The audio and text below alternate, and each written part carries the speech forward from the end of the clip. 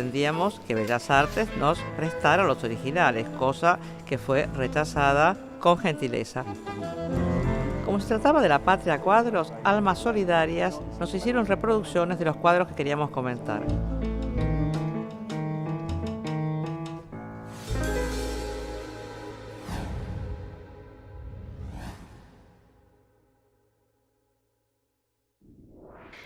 Estamos como complemento a lo que estuvimos observando frente a la fiebre amarilla pintada por el artista uruguayo Juan Manuel Blanes.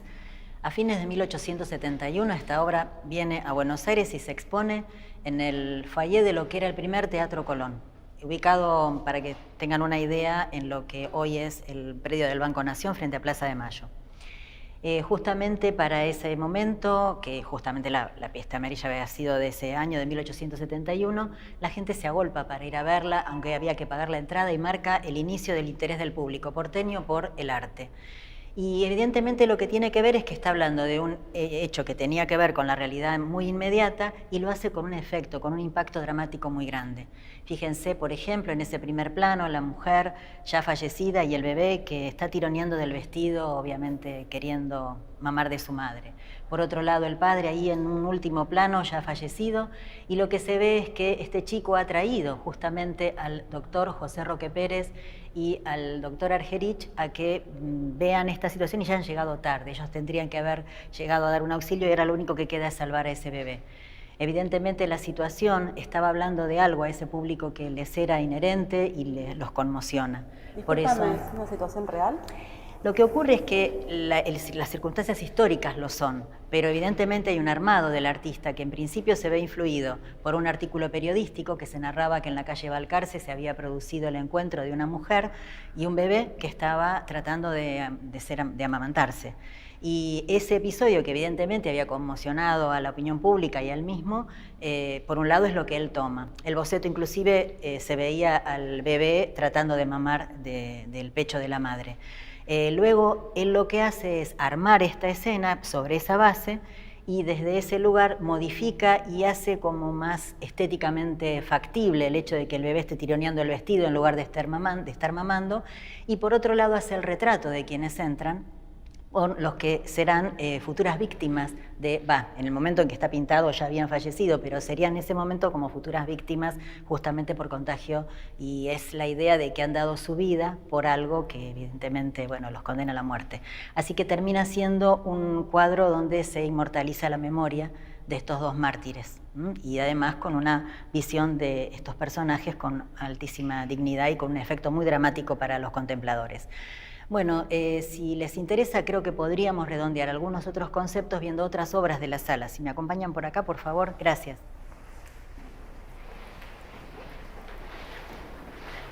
Ahora, la pasada esa de Colón es lo que tu amigo llama un ritual de duelo colectivo. Claro, sí, se Ahora, puede ¿sabes pensar qué? así. Estaba pensando en eso que hablamos a veces, que es los préstamos de módulos entre los pintores, ¿no? Por ejemplo, la posición del muerto, Que se y ve el apenas aspecto ahí. físico, es muy parecido al muerto de la muerte de un paisano de Sívori. Están en la misma posición Tienes en el razón. cuadro y también es un tipo, digamos, con reminiscencias de Cristo, ¿no? Con barba, Sí, pelo largo. Y vos fíjate acá que curioso, que sería como una clave de lectura. Acá en la más densa oscuridad apenas se ve una cruz. Y en la mayor luminosidad ahí están los masones, ¿no? Me parece que por ahí tendríamos que ir. Digamos que le dan la puerta en la cara al la Cristo, ciencia y ¿no? la religión. Sí, ¿no? sí, algo así.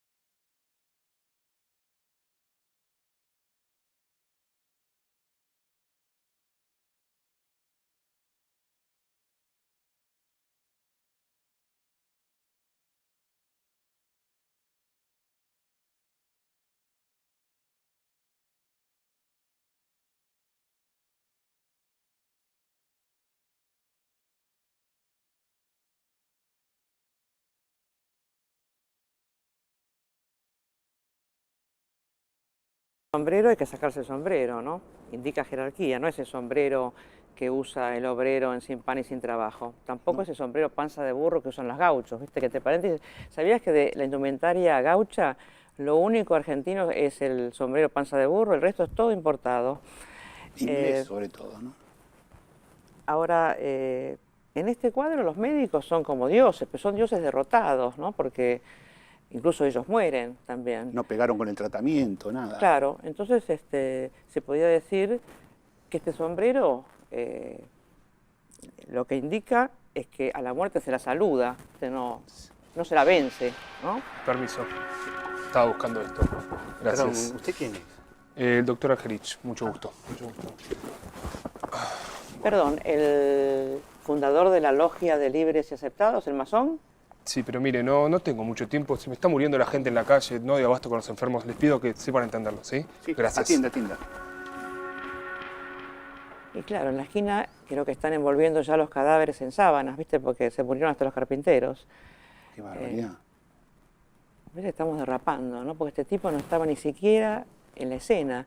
Ni él ni Roque Pérez estaban realmente en la escena original.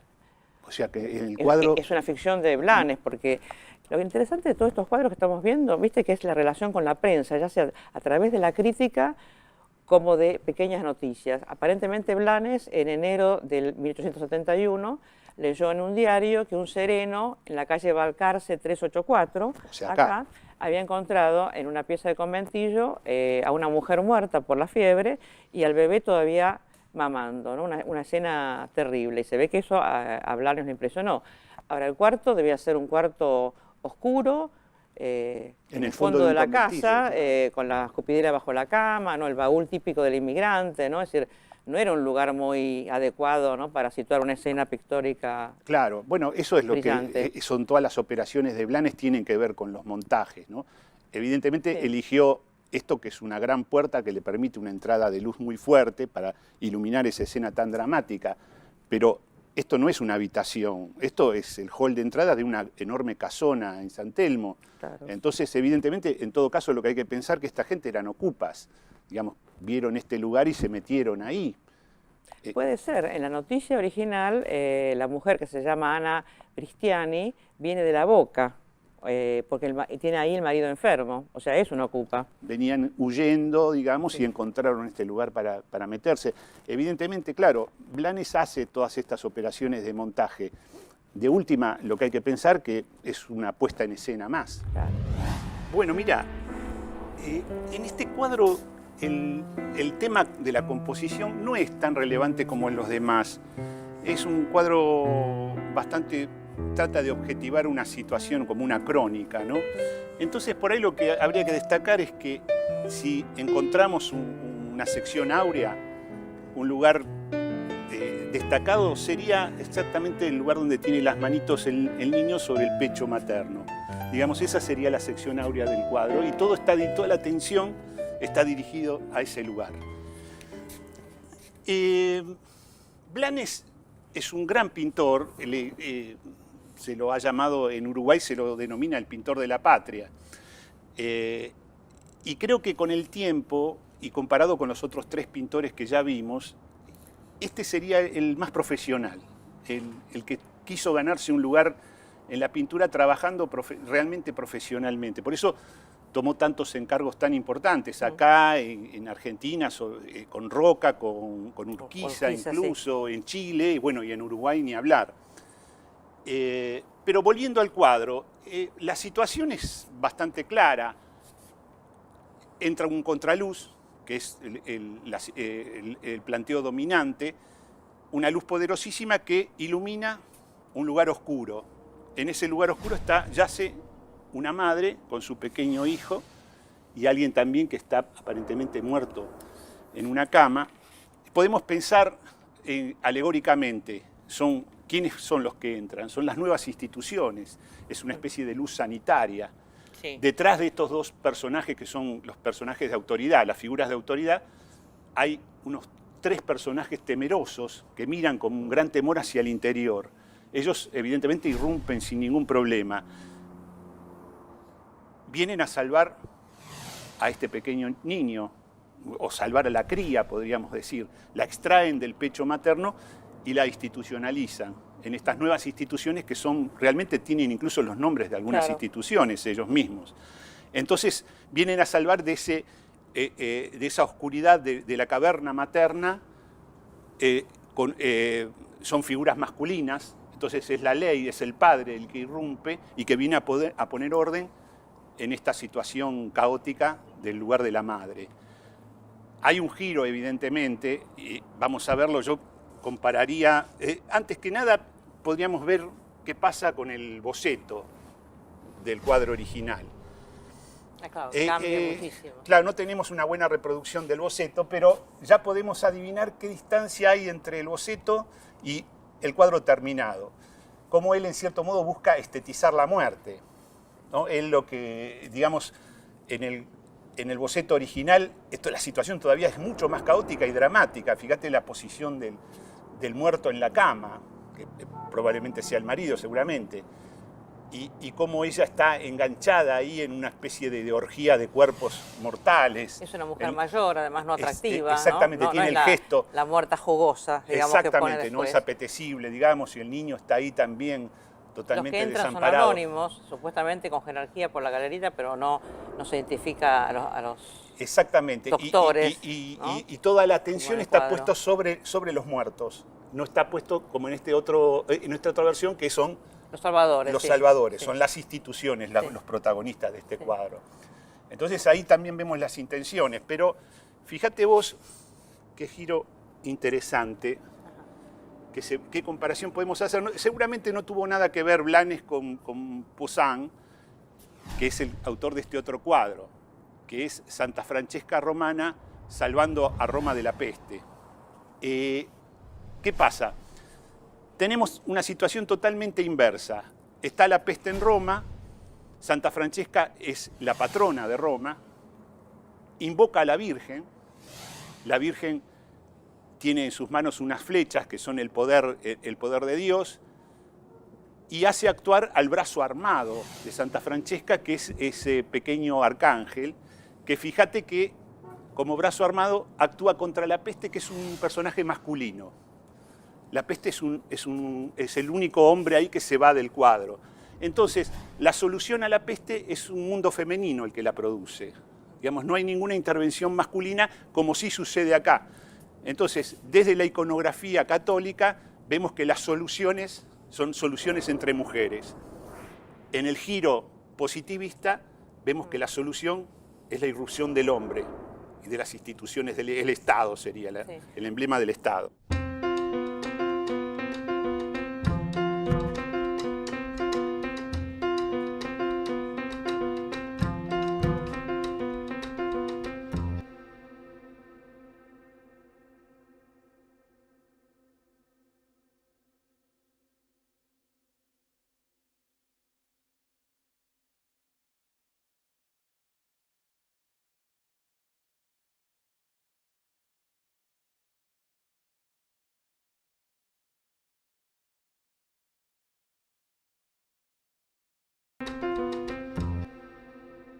Con respecto a Santa Francesca Romana, ¿no?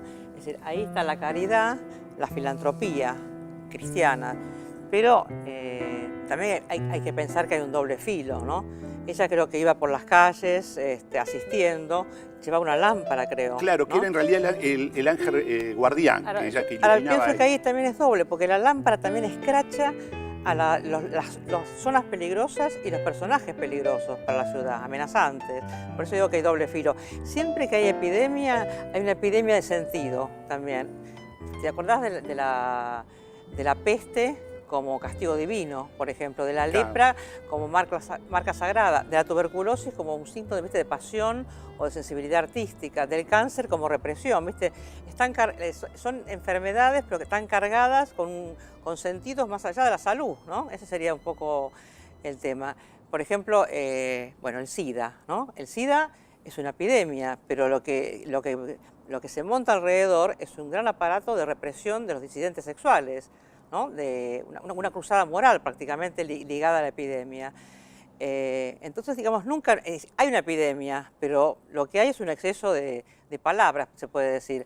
Por ejemplo, la función de estos médicos, ¿no? Estos médicos filántropos, o sea, que son figuras, encima, que sabemos que son Roque Pérez y Manuel Agerich, que han muerto en la epidemia, ¿no? Estas figuras sacrificiales tienden a hacer pensar en un poder más allá del Estado cuando el Estado se ha escapado, ¿no? Mientras que sigue funcionando. Estaba Sarmiento esta de presidente. Claro, pero se las han tomado, digamos. Está la comisión esta de salubridad que ha tenido una gran importancia. De ahí el poder del médico. El médico aparece como una figura de gran poder, pero que es un poder estatal también. El Estado se ha fugado, pero ellos tienen poder estatal y además diversos lugares de gobierno. Y en última instancia, digamos, hacen paliativos para la epidemia, pero también lo que hacen es, con su tarea, es la ciudad separarla entre pobres y ricos, alejar enfermos de sanos, ¿no?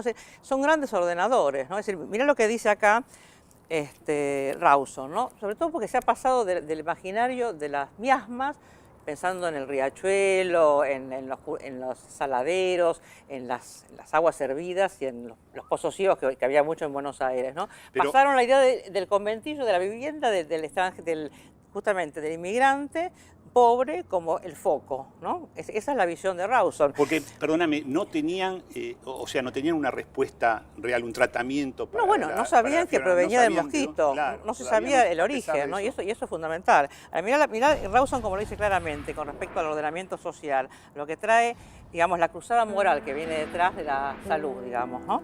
Dice, de aquellas fétidas pocilgas cuyo aire jamás se renueva y en cuyo ambiente se cultivan los gérmenes de las más terribles enfermedades, salen esas emanaciones, se incorporan a la atmósfera circunvecina y son conducidos por ella tal vez hasta los lujosos palacios de los ricos. No basta acudir con la limosna para socorrer individualmente la miseria, no basta construir hospitales y asilos para pobres y mendigos, no basta acudir con los millones para subvenir a estos infortunios accidentales en aquella clase deprimida de la sociedad. Es necesario ir más allá, es preciso buscar al pobre en su alojamiento y mejorar las condiciones higiénicas. Acá viene el bien, ¿no? Pero es buscar, ¿no? Buscar, señalar y escrachar, si se quiere, al pobre, ¿no? Por eso digo que ahí está el tema de lo que va más allá de la epidemia. Y si vos te acordaste que quedan palabras más allá de los tiempos que llevan justamente a la parte metafórica, ¿no? de los términos. Por ejemplo, foco, viste que en los 70 se usaba como foco guerrillero. Exacto, directamente. Claro. Y, el primer foco habrían sido las fronteras de los toldos y las zonas liberadas a malones y caudillos, y la primera infección, la barbarie. El segundo foco habría sido el puerto de Buenos Aires, con la llegada de una inmigración que pasó a integrar la gran masa de pobres, como el hombre de sin pan y sin trabajo. 4 años más tarde de la fiebre, ya todas estas figuras de autoridad van a estar asentadas, van a crear sus instituciones, van a tener su prestigio garantizado, pero los jesuitas, en unas circunstancias con el gobierno de Nicolás Avellaneda, van a recuperar unas propiedades, con lo cual van a también a volver a ser importantes en el tema de la educación, tema que para ellos fue fundamental en el siglo anterior.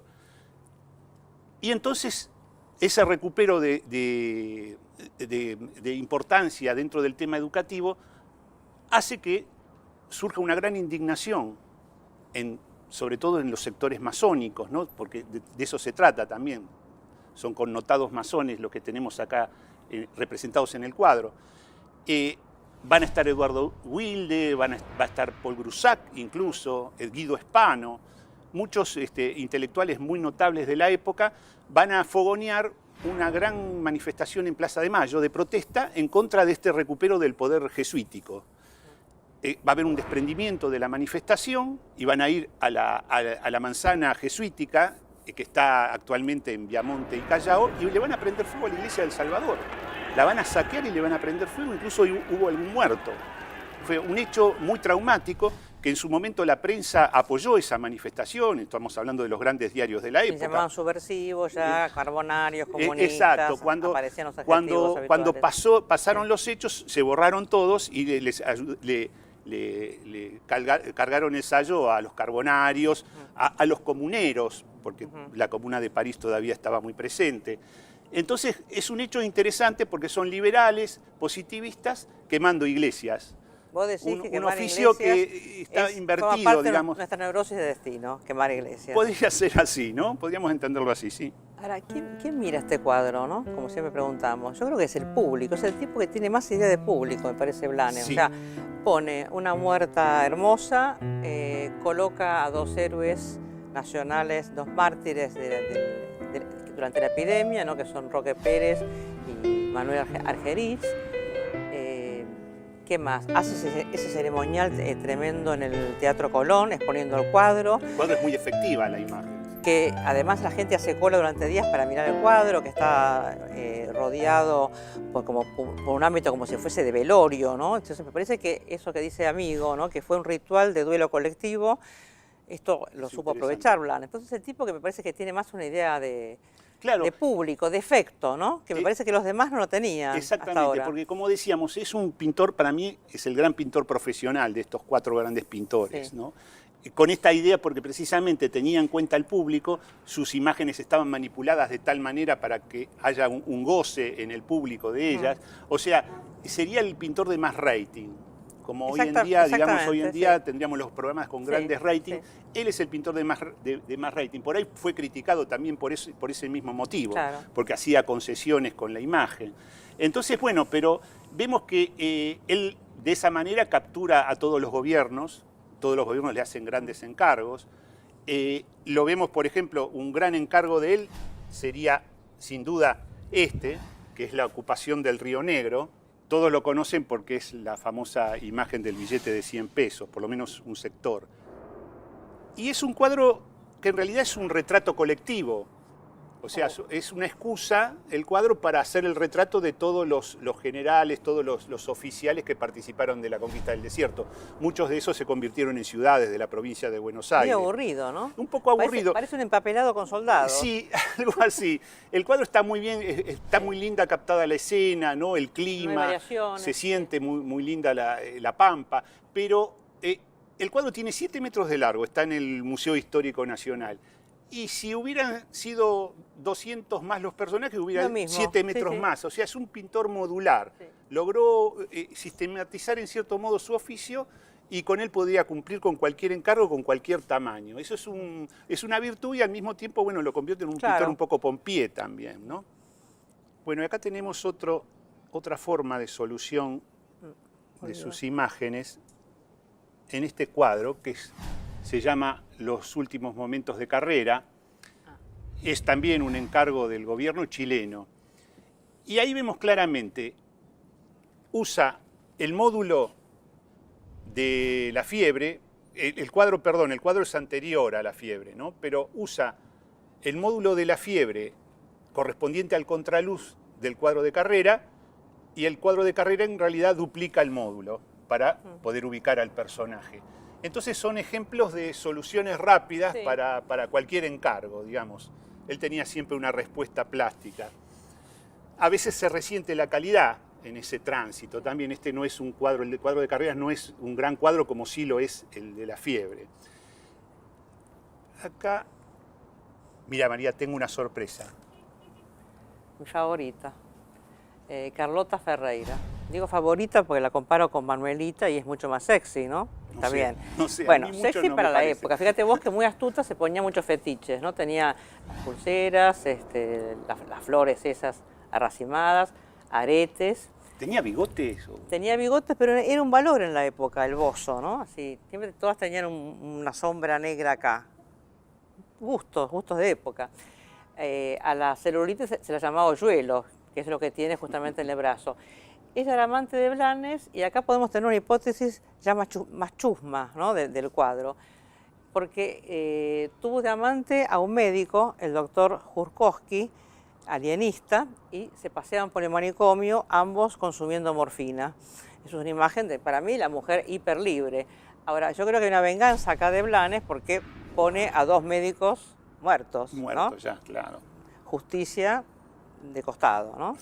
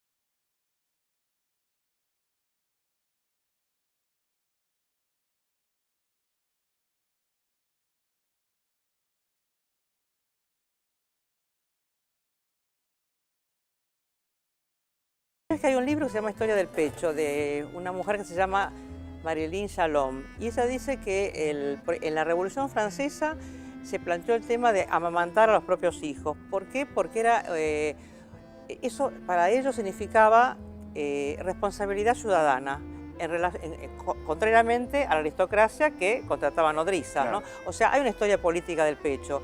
Por ejemplo, los pechos chicos en el medioevo era porque las chicas se casaban a los 13 años, entonces el valor estaba puesto en los pechos pequeños.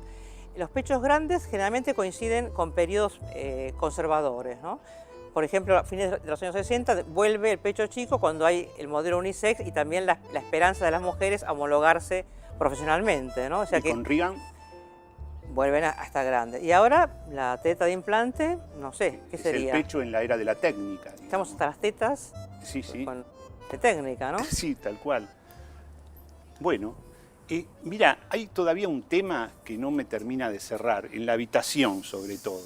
¿Qué pasa ahí? ¿Qué espacio es este? Sí. Y tendríamos que ir al lugar, un poco a chequear eso. ¿Pensás que es ese? El Sí, sí, de hay vacarse, que ver cómo lo resolvemos. Vamos a ponerla a ella en el lugar y vamos a chequear. Vamos yendo, ¿no? Con cuidado, ¿eh? Sí, sí, sí. Yo los cuido.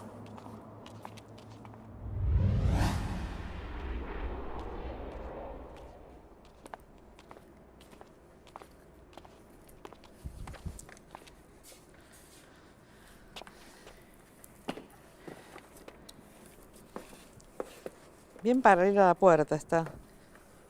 Así, Y ¿no? los brazos Así. más simétricos, ¿no? Como en la misma posición. Las piernas sueltas. Más o menos ahí, Sí, ¿no? sí. Más sí.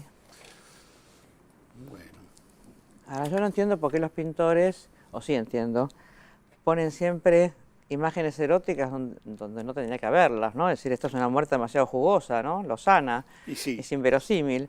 Sí, vos te acordás que él hizo un boceto previo donde se la no, veía muy no. dramática. Era una muerta vieja, destrozada por la fiebre. Y la estetizó bastante, Sí. ¿no? Armó la escena de manera de hacer una muerta tolerable.